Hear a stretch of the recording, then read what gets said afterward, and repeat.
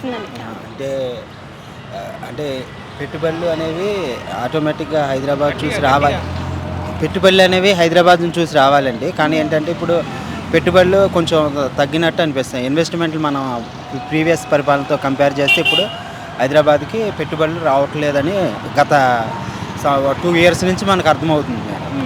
అంటే పెట్టుబడులు తక్కువ అయింది అంటే ఇప్పుడు ఆయన వచ్చిన రెవెన్యూ కూడా తక్కువనే ఉంది, అంత అప్పుల పాలైంది తెలంగాణలో అని అంటున్నాడు కదా, మరి అదెంతవరకు నమ్మొచ్చు అంటారు? అంటే పథకాల వల్ల కొంచెము బారోయింగ్స్ ఉంటాయి మేడం.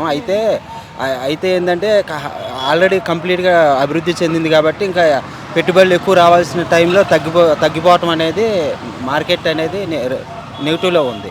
నెక్స్ట్ ఏంటంటే రియల్ ఎస్టేట్ వ్యాపారం కూడా డల్గా ఉందని చెప్తున్నారు. రియల్ ఎస్టేట్ కంపెనీ వాళ్ళు కూడా కొంచెం డల్గా ఉంది, మార్కెట్ అంత పెద్దగా హైడ్రా ఎఫెక్ట్ అంటారా మరి రియల్ ఎస్టేట్? ఉండొచ్చు మేడం కరెక్ట్గా. ఎందుకంటే హైడ్రా ఎఫెక్ట్ అంటే అది ఆల్రెడీ పర్మిషన్ తీసుకొని చేసినాయే కదా. అంతకుముందు గవర్నమెంట్ సపోర్టింగ్గా ఇచ్చింది. దాన్ని కూల్చేయటం అనేది దానికి మనకి ప్రాపర్టీకి డిస్ట్రాయ్ చేయటమే కదా. అది దానికి మనకి కరెక్ట్గా హైడ్రా ఎఫెక్ట్ అనేది కొంతవరకు కారణం అవ్వచ్చు మేడం, డెఫినెట్గా అవుతుంది. అయితే ఇప్పుడు హైడ్రా అనేది కూడా మన మంచికే కదా, హైదరాబాద్లో సముద్రం అయ్యే కన్నా హైడ్రా పెట్టి సముద్రాన్ని కడిగేయడమే బెస్ట్ కదా అంటారు.